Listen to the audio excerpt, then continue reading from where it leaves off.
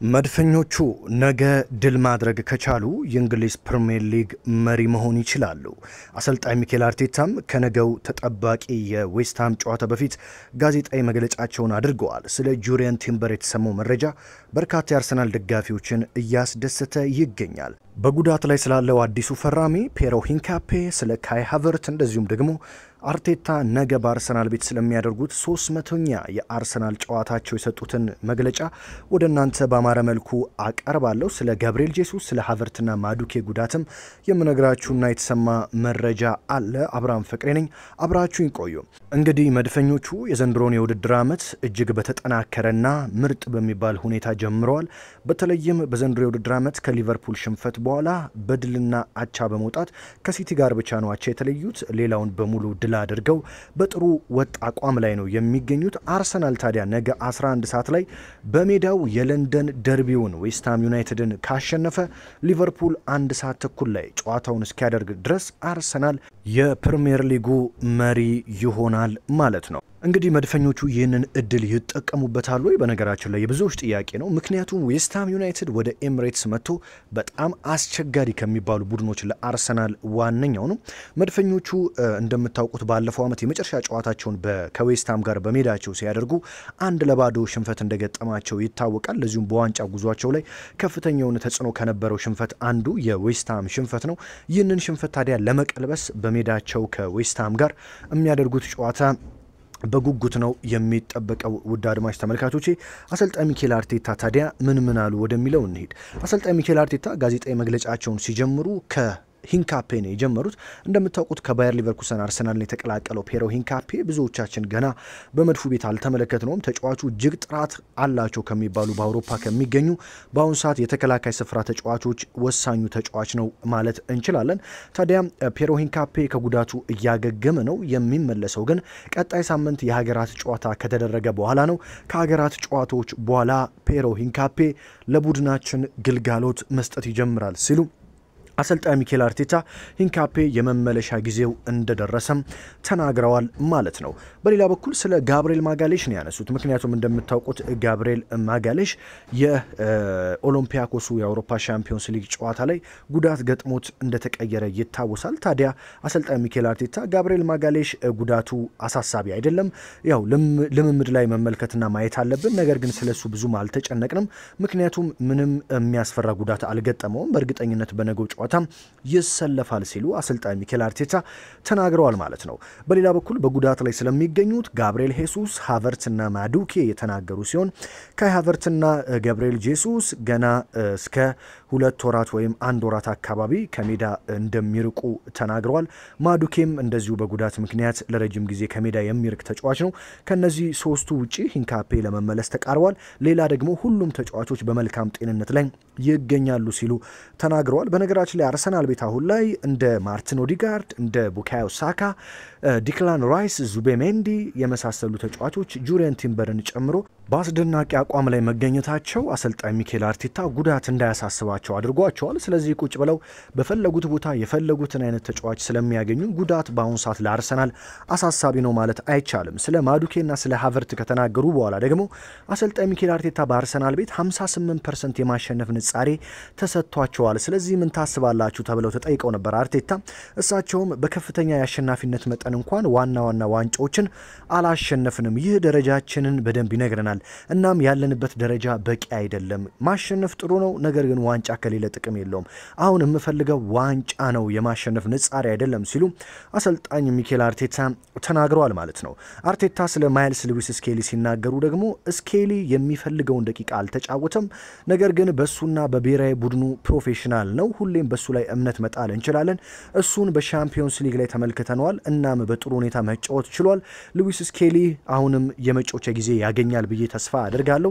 አሁን ላይ ቡድናችን ሰፊ ስለሆነ ለሁሉም ተጫዋቾች ጊዜ መስጠት አስቸጋሪ ነው፣ ነገር ግን በቻልነው አቅም ሁሉም የቡድኑ ተጫዋቾች ሜዳ ላይ እንዲገኙ እፈልጋለሁ ሲሉ አሰልጣኝ ሚኬል አርቴታ ለሉዊስ ስኬሊ ጊዜ ለመስጠት እያሰቡ እንደሆነም ተናግረዋል ማለት ነው። እዚህ ጋር እንግዲህ እንደምታውቁት ሪካርዶ ካላፊዮሪ ዘንድሮ ለአርቴታ ፍልስፍና እጅግ ከመጥቀሙ አንጻር አርቴታ በብዙ ወሳኝ ጨዋታዎች ላይ ካላፊዮሪን እየተጠቀሙት እንደሚገኙ ይታወሳል።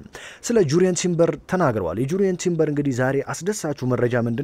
አርሰናል የሳሊባን፣ የማጋሌሽን፣ የስኬሊን፣ የዋኔሪን ውል ካራዘመ በኋላ አሁን ደግሞ የጁሪየን ቲምበርን ውል ለማራዘም ንግግር መጀመራቸው ተሰምቷል። ጁሪየን ቲምበር እስከ 2028 የሚያቆየው ውል ቢኖርም አሁንም እስከ 2030 ድረስ የሚያቆየውን ውል ለመስጠት ንግግር እያደረጉ እንደሆነ ነው የተሰማው። አሰልጣኝ ሚኬል አርቴታም የጁሪየን ቲምበርን በአርሰናል ቤት ተጨማሪ ዓመታት የሚያቆየውን ውል እንዲፈርም እያነጋገርነው ነው። እሱም ፍላጎት እንዳለው አሳይቷል። ተጫዋቾቻችን በአርሰናል ቤት ለመቆየት የሚያሳዩትን ፍቅርና ክብር እጅግ በጣም ያስደስተኛል። ለቡድኑ ያላቸውን ፍቅር ነው የሚያሳየው። ጁሪየን ቲምበር ይፈርማል ብዬ አስባለሁ። እሱ ፊርማውን ሲያኖር በአርሰናል ቤት ከፍተኛ ደሞዝ ከሚያገኙ ተጫዋቾች መካከል ይሆናል። በጁሪየን ቲምበር እጅግ ደስተኛ ነኝ። ተጫዋቾቻችን ከኛ ጋር እዚህ መቆየት ይፈልጋሉ። እኛም ሁሉንም ተጫዋቾች ከኛ ጋር እንዲቆዩና ከነሱ ጋር ወደፊት መጓዝ እንፈልጋለን ሲሉ ነው አሰልጣኝ ሚኬል አርቴታ የተናገሩት ማለት ነው። ጁሪያን ህይወት በጣም ከባድ ሁኔታዎች ስር ላለ ሰው ትልቅ አርአያና ምሳሌ መሆን የሚችል ነው። ምክንያቱም በምን አይነት ጉዳት ካቻምና አሳልፈው አመቱን ሙሉ እንደመጣ እናስታውሳለን። እሱ ህይወት ለፈተነቻቸው ከባድ ሁኔታዎች ስለሚገኙ ማሳያና ከዛ አስቸጋሪና ከባድ ጉዳት አገግሙ በዚህ ደረጃ ብቃቱን እያሳየ ለብዙ በመከራ ውስጥ ላሉ ሰዎች ተምሳሌት የሆነ ድንቅ ተጫዋች ነው ሲሉ እንግዲህ አሰልጣኝ ሚኬል አርቴታ ስለ ጁሪየን ቲምበር መስክረዋል ማለት ነው። ጁሪየን ቲምበር የሚገባውን ክብር አላገኘም ወይ ብለው ያስባሉ ተብሎ ሲጠየቁ አርቴታ አላውቅም፣ ምክንያቱም እኔ እሱን ከፍተኛ ደረጃ ስለምሰጠው ነው። ነገር ግን ሰዎች ብዙ እንደሚገመግሙት ተስፋ አድርጋለሁ። በአጠቃላይ ስለሱ ስታወራ ሁልጊዜ እንደ ተከላካይ የምትፈልገውን ጥራት ሁሉ ያሟላ ተጫዋች ነው ሲሉ አሰልጣኝ ሚኬል አርቴታ ተናግረዋል ማለት ነው።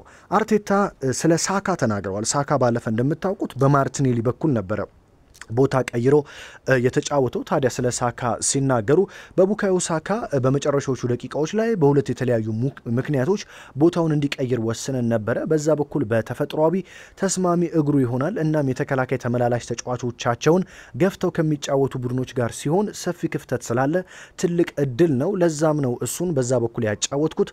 ውጤታማ ነበር። ወደፊትም በዛ ቦታ ልጠቀመው እችላለሁ ሲሉ አሰልጣኝ ሚኬል አርቴታ ተናግረዋል ማለት ነው። አርቴታ አርሰናልን እያሰለጠነ ነገ 300ኛ ጨዋታውን ነው የሚያደርገው። በነገራችን ላይ ውድ አድማጭ ተመልካቾቼ ታዲያ 300ኛ ጨዋታ ላይ መድረስ ምን ተሰማህ ተብሎ የጠየቀው አርቴታ በጣም አስደሳች ነገር ነው። በዚህ ክለብ ይህንን ያህል ጨዋታዎችን በአሰልጣኝነት መምራቴ ትልቅ ኩራት ይሰማኛል። እኔ እንደተከበርኩ ነው የሚሰማኝ እና እዚህ ክለብ ውስጥ ካሉ ሰዎች ጋር በምሰራው ነገር እየተደሰትኩኝ ነው ሲል ተናግሯል። እግር ኳስ ሁሌም ጨዋታዎችን ማሸነፍ ነው። እናም በእግር ኳስ እያሸነፍ ከቀጠልክ እንደዚህ በማድረግ በስራ ቦታ ላይ ተቀመጣለህ ሲሉ ተናግረዋል። በመጨረሻ አርቴታ ስለ ዌስትሃም ነው ያነሱት። ባለፉት 2 የውድድር ዓመታት በእነርሱ በዚህ በኤምሬት ተሸንፈናል። ከዛ ተምረናል። ማስተካከል ያለብን ነገር ነው። በሜዳችን በዌስትሃም መሸነፍ ተቀባይነት የለውም። ነገ ያንን ለማድረግና እነሱን ድል ለማድረግ እድል ነው ሲሉ ተናግረዋል። አርቴታ ባገኘነው የነጥብ መጠንና በተወያየንበት የአሸናፊነት መስፈር ሌሎች አሰልጣኞች ዋንጫዎችን አሸንፈዋል። እኛ ግን በዚህ አሸናፊነት ከፍታ ላይ ተቀምጠን ዋንጫ ለማሸነፋችን የሚያበሳጭ ነው። አንዳንድ ጊዜ ከአንተ የተሻለ የሆነውን ሌላ ሰው እንኳን ደስ አለህ ማለት አለብህ። አንተ ጥሩ ነበርክ፣ ግን ሌላ ሰው ያልተለመደ ነገር ሰርቷል። ስለዚህ ካሁን በኋላ ስለ አሸናፊነት ብቻ ሳይሆን ዋንጫ ስለማሳካት እያሰብን ነው ሲሉ አሰልጣኝ ሚኬል አርቴታ ተናግረዋል ማለት ነው። እንግዲህ ውድ አድማጭ ተመልካቾቼ በሌላ በኩል ነገ ሊቨርፑል ከቼልሲ ጋር ነው ጨዋታውን የሚያደርገው። ሊቨርፑል ከቼልሲ ጋር እንግዲህ ጨዋታውን የሚያደርገው ምሽት 1 ሰዓት ተኩል ከሜዳ ውጪ ተጉዞ ነው። ለዚህ ነው አርሰናል ቀን ላይ ማሸነፍ ግዴታው የሆነበት። ካሸነፈ የፕሪሚየር ሊጉን በ1 ነጥብ መምራት ይጀምራል ሊቨርፑል ጨዋታውን እስኪያደርግ። ስለዚህ ይህም በሊቨርፑል ላይ በጣም ከፍተኛ ጫናን ያሳድራል። ካቻምና እንደምታስታውሱት አርሰናል ሊጉን እየመራ ሲቲ ከኋላ እንዴት ጫና ያሳድርበት እንደነበረ ይታወቃል። ታዲያ አርሰናል ጨዋታውን ለማድረግ ሲገባ ሲቲ አሸንፎ ስለሚጠብቀው ከፍተኛ ጫና ስለሚኖርበት መድፈኞቹ ነጥብ ሲጥሉና በሲቲ ዋንጫ ሲነጠቁ አይተናል። አምና ደግሞ ሊቨርፑል ላይ ጫና ባለማሳደራቸው እንዴት አድርገው ዋንጫውን እንዳጡ እናስታውሳለን። ስለዚህ አርሰናል ዋንጫውን የሚፈልግ ከሆነ ጫና ማሳደር ግዴታው ነው። በጣም የተሟላ ጥልቅ የሆነ በብዙ ነገር ጥራት ያለው ቡድን አለው አርሰናል። ነገር ግን ይህንን መጠቀም ያለበት ዘንድሮ ነው የሚል እንግዲህ የበርካታ እግር ኳስ ተንታኞች እምነት ነው። መድፈኞቹ በተለይም እስካሁን ከባባድ ጨዋታዎችን አድርገው መጥተዋል በፕሪሚየር ሊጉ። ካሁን በኋላ በአንጻሩ ቀለል ያለ ጨዋታ ነው ያላቸው። ስለዚህ ከነዚህ ጨዋታዎች ብዙ ነጥብ በመሰብሰብ የፕሪሚየር ሊጉ መሪ መሆን ይችላሉ ማለት ነው። ሊቨርፑል በነገራችን ላይ ነገ ጨዋታውን ሲያደርግ አንደኛ በአሊሰን ቤከር ጉዳት ጭምር ነው የሚያደርገው። በነገራችን ላይ አሊሰን ቤከር ለ6 ሳምንታት ለሊቨርፑል ግልጋሎት እንደማይሰጥ ተረጋግቷል። አሊሰን ቤከር በዚህ ምክንያት ሊቨርፑል ነገ ከቼልሲ ጋር እንደዚሁም ቀጣይ ሳምንት በአንፊልድ ከማንቸስተር ዩናይትድ ጋር በመቀጠል በሻምፒዮንስ ሊጉ ከሪያል ማድሪድ እና በፕሪሚየር ሊጉ ደግሞ ወደ ማንቸስተር ሲቲ ኢትሃድ ስቴዲየም ተጉዞ በሚያደርጉት ጨዋታ አሊሰን ቤከር በጉዳት ምክንያት አይኖርም ማለት ነው። በተለይ በፕሪሚየር ሊጉ ከሜዳቸው ውጪ ቼልሲን የሚገጥሙበትና ሲቲን የሚገጥሙበት ጨዋታ ላይ ይህ ግብ ጠባቂ አለመኖሩ ለሊቨርፑል በጣም ከፍተኛ ተጽዕኖ ይኖረዋል ተብሎ ነው የሚነገረው ማለት ነው። ስለዚህ አርሰናል ደግሞ እነዚህን እድሎች በመጠቀም ሊቨርፑል ላይ ጫና አሳድሮ ነጥቡን ይቀማል ወይ? የብዙዎች እንግዲህ አሳሳቢ ጥያቄ ነው ማለት ነው። ነገ 11 ሰዓት በተመሳሳይ ሰዓት ማንቸስተር ዩናይትድ ከሰንደርላንድ ጋር ጨዋታውን ያደርጋል። ከዛም በኋላ ደግሞ ምሽት ላይ ሊቨርፑል ጨዋታውን ካደረገ እሁድ ደግሞ ማንቸስተር ሲቲ ወደ ብሬንፎርድ ስቴዲየም አቅንቶ ብሬንፎርድን ይገጥማል። ብሬንፎርድ እንደምታውቁት ባለፈው ማንቸስተር ዩናይትድን አሸንፎ ነው የመጣው።